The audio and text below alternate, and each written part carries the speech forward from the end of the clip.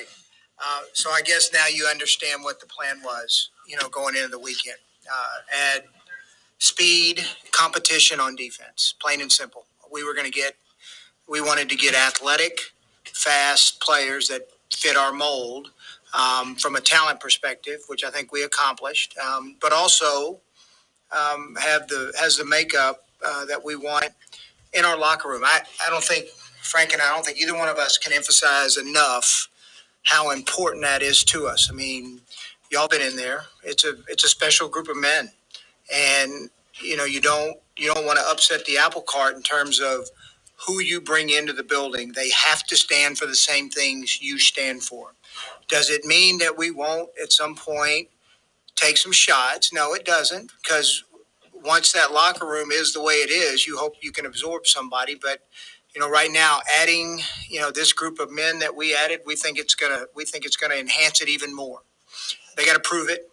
Like any player that comes on to this team and on any team in the league, you got to prove it. But we're excited about where we're at and where we're going. Well, the 2019 NFL draft is over, and I'm back here with another Indianapolis Colts podcast. So happy you could join me today as I'm going to break down what Colts general manager Chris Ballard and company did in the draft this weekend, break down the players, and give my thoughts on the overall job that he did. And I really think, looking at it at face value, I really think it was another great draft by Chris Ballard and company.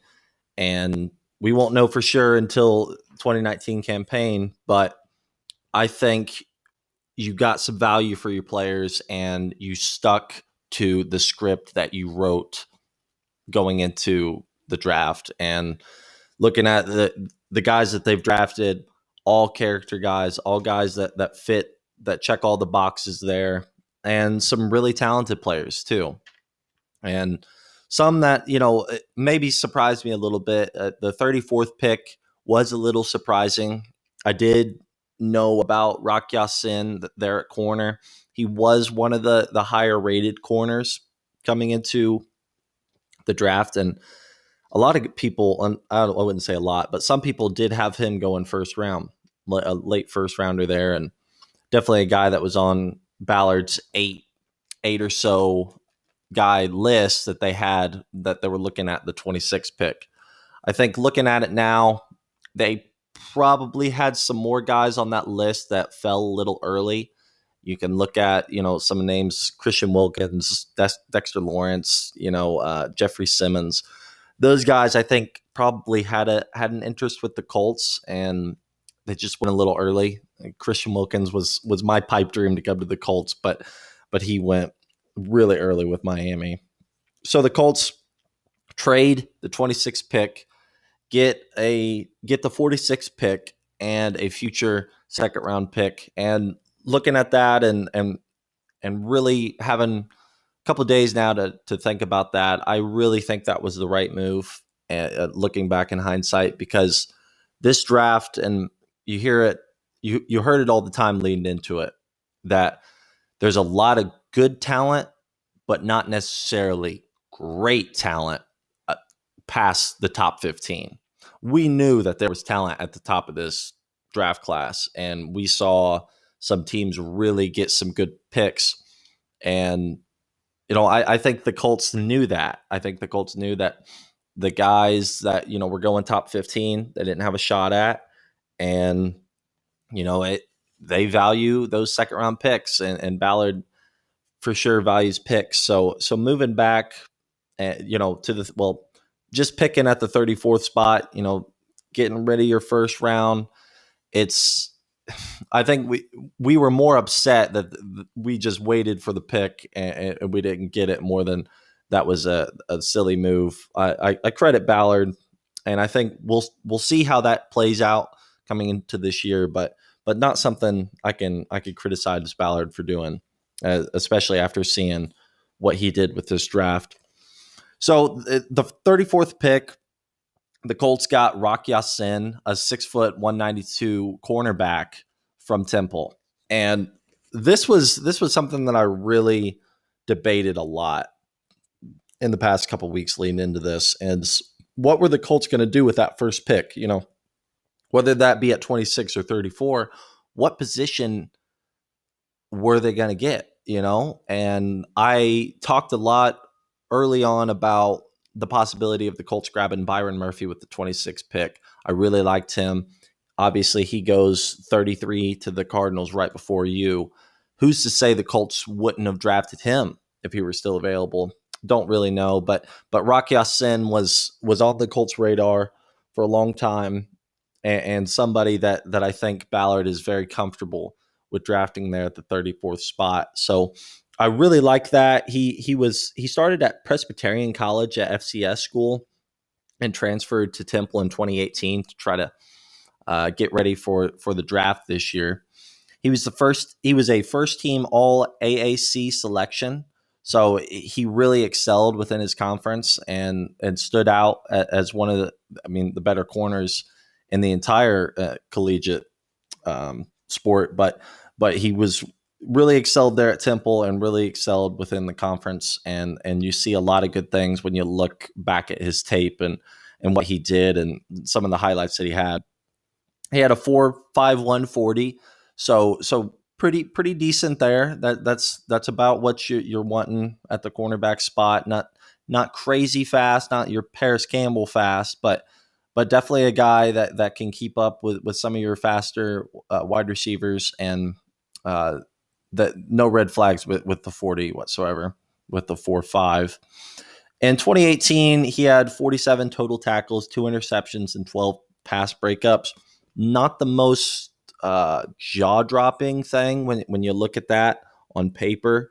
There were some other corners that were going that maybe had some better stats. Byron Murphy and Greedy Williams, even though he was not a Ballard guy, so that makes a lot of sense why you didn't go with Greedy Williams. But he's just a really athletic guy, and he came into football late. Started his junior year. He was an ex wrestler. Comes in and wins 2 state championships in high school, and just is a really tough and physical corner that can play a lot of press at the line and isn't afraid to go at wide receivers and challenge them for the ball. So really going to come in and make an impact on this corner room. I think that you're looking at your corner group now. You have Pierre Desir, who just signed back on a 3-year deal. You have Kenny Moore, who was arguably one of your best defenders last year in total. You have Quincy Wilson, who is a Ballard pick coming along nicely, and Nate Harrison, another 2017 draft class that had moments last year where he didn't do so well, but also a guy that I think is coming along for a late draft pick like he was. You can look at this, and this gives a lot of insurance, I think, to that cornerback room now. You had 3 established corners now. You spend a early second round pick on a corner that's you're going to want to come in and start in maybe the nickel for you starting out. We'll see what happens in trading camp, but a guy that can be flexible. I think he can shadow wide receivers, and he can also just kind of play in one spot on the field. So I really liked the Rock Ya-Sin pick. It was a little surprising for me. I didn't have him in any of my mock drafts. I knew who he was, but I didn't have him going to the Colts. I just didn't really see the Colts' need for cornerback necessarily. I thought that the need at safety. I've said it a lot. That was kind of something that I thought needed a little bit of improvement, but it makes sense for the corner too. As you looked last year, that the Colts were made steps in the right direction to be a run defense team, but at times there were some holes in pass coverage. So bringing in fast guys on the defense is what they did this year, and Rock Ya-Sin was the first to come. So now the Colts traded with the Redskins for the 46th pick after they received the 26th.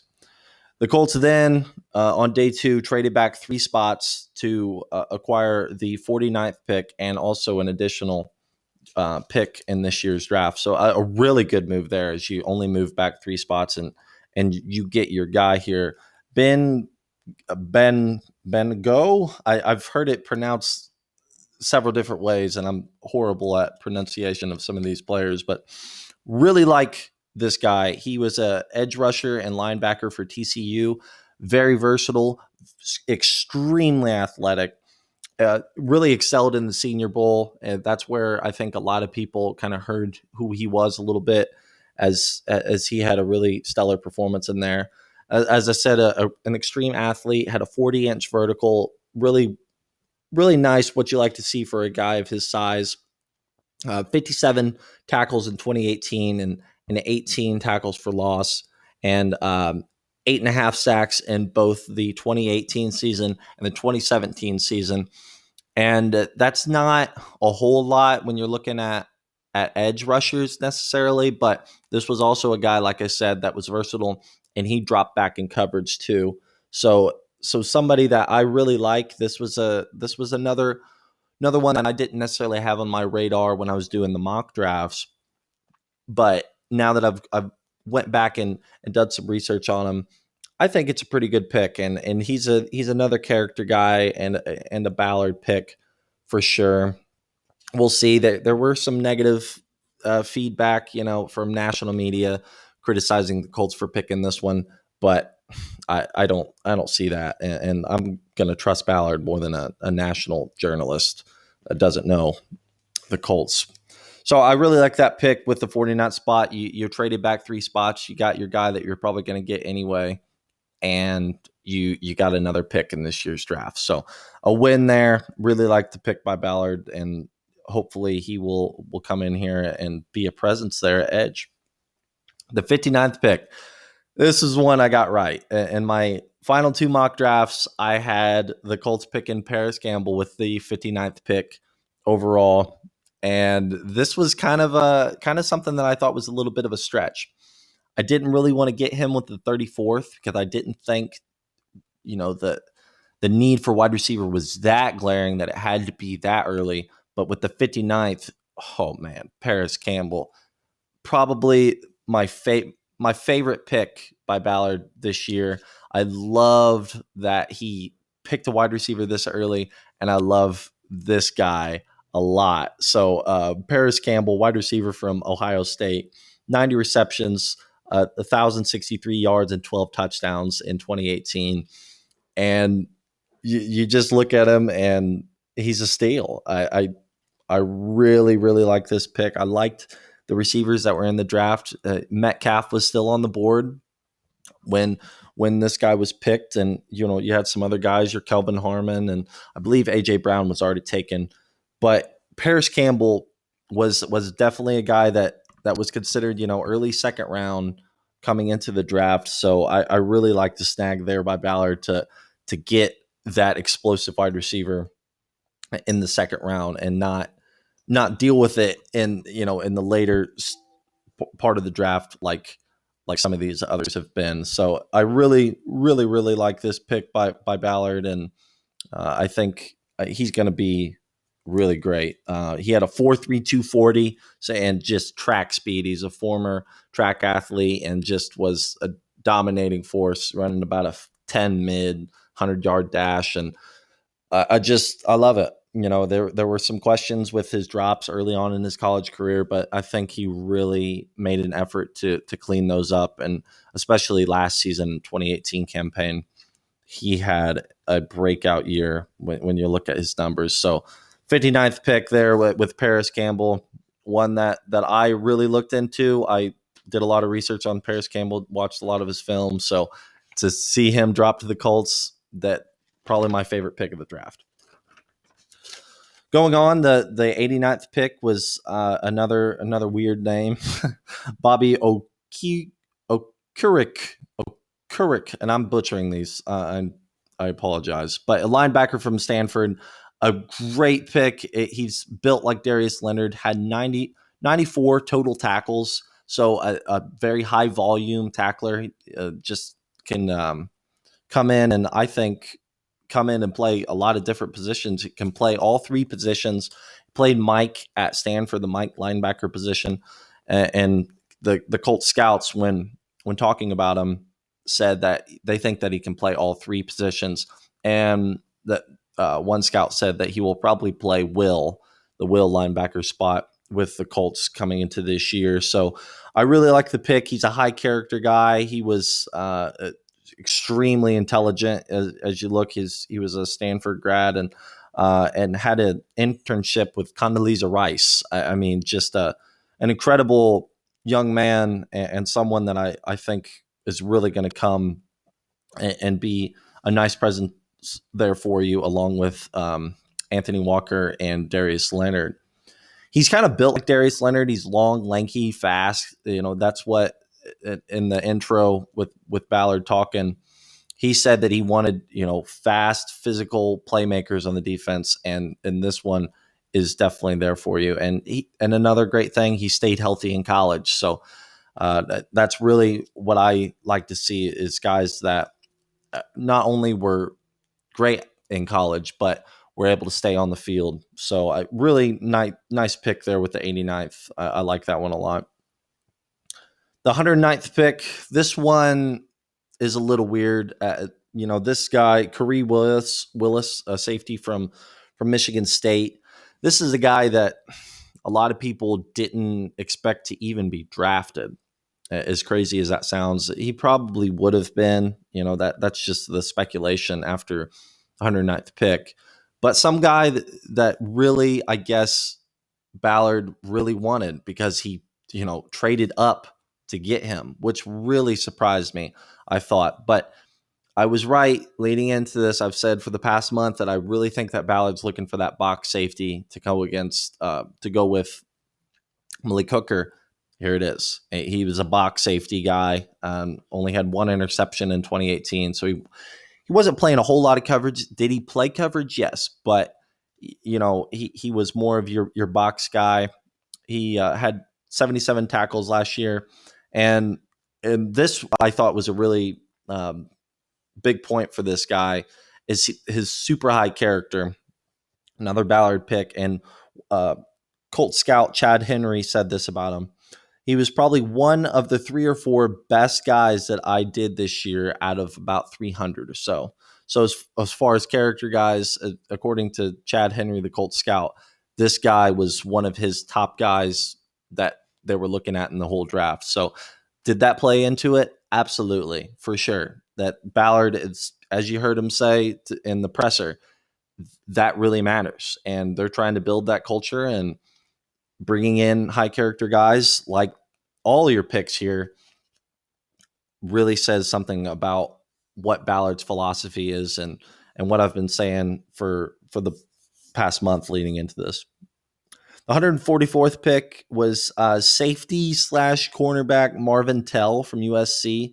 This was kind of a hybrid guy who played safety at USC, but the Colts are really thinking can come in and play corner and going to make the switch. It's going to be a little bit of a project, but I like this guy's film. He didn't really have the craziest numbers. Looking at the page here, he had 56 tackles last year, 5 career interceptions. Didn't run the 40 in the combine or a pro day, but you look at what Ballard has done, and last year in the 2018 draft, the Colts didn't take any secondary players. And now they've already in the first 4 picks or first 5 picks or so have drafted 3. So that really says a lot that he thinks that this corner group, and we saw the injuries that kind of plagued them a little bit and throughout the year last season. So bringing in depth and guys that can come in and hopefully be more than depth players for you. I like it a lot. He's a really nice athlete. I mean, 42-inch vertical. That doesn't grow on trees. So you really like that. He's 6'2", 210 or so. So pretty nice frame there. He had a really great workout with the Colts that probably set him aside and made the Colts have some conviction in him, and they're going to work with him to make the position change. So I like this pick there. Another guy. We'll see how that one plays out this year, but Marvin Tell from USC there with the 144th pick. The 164th pick. This one is a little surprising to me. They get another linebacker here, EJ Speed from Tarleton State, a Division II school from Texas. And this guy had some D1 offers, I think, from Oklahoma State and Colorado and Utah, I believe. But coming out of high school, his brother was diagnosed with cancer, and he wanted to stay home to be close with his brother. And his brother inevitably did lose the battle with cancer, but he found a home there in D2, and one of the few guys that will make the jump from D2 to the pros. So I really like D2 athletes making the move. We already have Kenny Moore, who is a former D2 athlete. So I like that Ballard believes in them, even though that they didn't go to a high tier Division I school, and it shows you that they're doing their research everywhere. But this guy was not originally on the Colts roster. They weren't looking at him. They didn't look, they weren't looking at him at the combine really, and some footage came out in March of him doing a workout in Texas, and caught the attention of a scout for the Colts there, and they thought, when the 164th pick came on, that he was one of the better ones, available. And you look at him, he's a former wide receiver, cornerback, and defensive end in high school. So you really like that he's, an athlete and very versatile. So I really like it. And, a 6'3", 227 body, big and fast, another guy that could come in and be a nice presence there for you on the defense. I really like that pick too. And there are some holes. That one's, I don't know if I necessarily like. I just said I really like it, but I did my research on this, and this was one that got criticized by evaluators of the draft, and you won't know until the season comes. But I believe in Ballard, and I really think a lot of what he says. So if this guy is enough to get the attention of him, he's a character guy, and I think Ballard and his team really like. So I'll believe in that one. But EJ Speed there with the 164th pick. The 199th pick was Jerry Green, a defensive end from Mississippi State. This guy's 6'4", 252, really nice size there at your end position. His stats weren't all that great, but he's also a late pick here. In 2018, he had 31 total tackles, 6.5 tackles for loss, and 3.5 sacks. So, 3.5 sacks is an edge position. Not jumping off the page to you at all. He did have a little bit of issues with injuries, but you look at his 2017 season, and that was his breakout year. He had 38 tackles, 11 tackles for loss, and 5 interceptions. So then he was playing a little bit more, linebackers. He would drop back in coverage and made some plays for you. And there are a little bit of holes in there, and definitely going to be a guy that's going to be a project, but you like that. And, when you traded away Hassan Ridgeway for the pick, you needed another guy there on the defensive line, and they're going to bring in a project guy, I think, here with the 199th pick. But I hope he can come in and find some success. I watched a little bit of his film, and I think he struggled going against double teams. I think that there are some theories that maybe his speed there on the edge is not necessarily there, but a guy that could come in and develop in the NFL, and didn't have a horrible college career by any means at all. He was still drafted, so but a guy there with 199th pick there, Jerry Green from Mississippi State. 240th pick was Jackson Barton, a tackle from Utah, another huge guy that played a little bit, around. He played left tackle some. He's 6'7", 310 pounds. He was 2018 first team All Pac-12. He started all 14 games in the 2018 season and started all 14 games, excuse me, in 2018 and played all 53 games in his career there at Utah. So I really like this pick, and looking at him, to get him at the 240th pick, a guy that has stayed healthy and obviously a huge guy just like your Costanzo there at the left tackle. I like it. We'll see that one of the scouts says that he'll we'll see how he does. He could spend some time on the practice squad trying to kind of fit the NFL model a little bit because there were some questions about his lack of leverage against some edge rushers and giving up some sacks. So a guy that you liked because he really stayed healthy, and I think he did have some good film. Was a good chip blocker, but Jackson Burton, tackle from Utah, your 240th pick.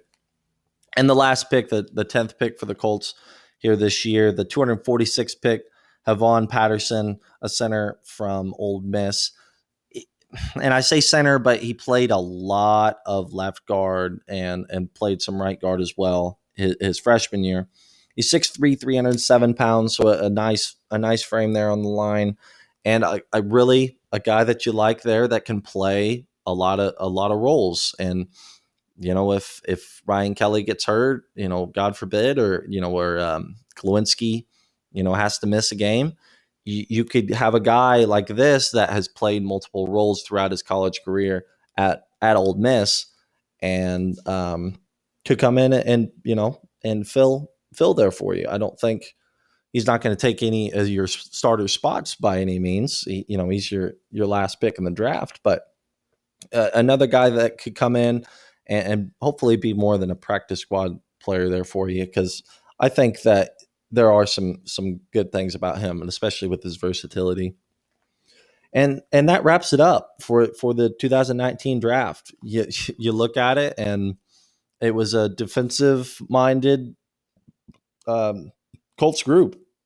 You got your two linemen there with your final two picks and Paris Campbell, and that's it for the offensive side. But really improved on defense, and I loved your early picks with Rock Ya-Sin and your Ben pick and Bobby as well. So I love the first four picks. I think he knocked those out of the park for sure. And I like the Marvin Tell pick from USC, the corner. And we'll see with Kari Willis. Was really I kind of knew that Ballard was looking for a box safety, and that he brought in one. It makes a lot of sense. So another great draft, and another draft gone. It was a lot of fun leading into the draft this year, and there's a lot of excitement that goes along with it. And I think that Colts fans overall should be happy with this draft. Looking, you're building a team, as Jim Irsay is clamoring for. He promises that the Colts are going to win another Super Bowl here soon. So I think, looking at it, that the Colts, they're making steps in the right direction. I think that they're filling holes, and they're finding guys that can come in and be good locker room guys, and can come in and be good for you right away. And your first four picks, I think, can come in and play significant time for you week one. And we'll, seeing how training camp goes. What? Some takeaways: the Paris Campbell, you have a loaded wide receiver room, just huge. You have Ty, Devin Funchess, now Paris Campbell, Deion Kane, Chester Rogers, Marcus Johnson, and Reese Fountain is still a Colt, and that's a huge room. That's a lot of guys, and going to be very competitive. Moving into those top four spots on the wide receiver room. But Paris Campbell for sure going to be one of those guys that's going to come in and be one of your better players on the offense. Hopefully, that's what I'm hoping. I really like that pick, and Paris Campbell 59th for sure. My favorite pick in the draft for the Colts this year, and I think got a lot of value for the 59th pick as well too. So another great year by Ballard. It's been fun to listen to him talk about the draft a lot. He answered a lot of questions, you know, that the media had with the draft, and I think that answered some of my questions too. What thinking when I was trying to get into his head coming into the draft, what is Ballard thinking? What's he going to do?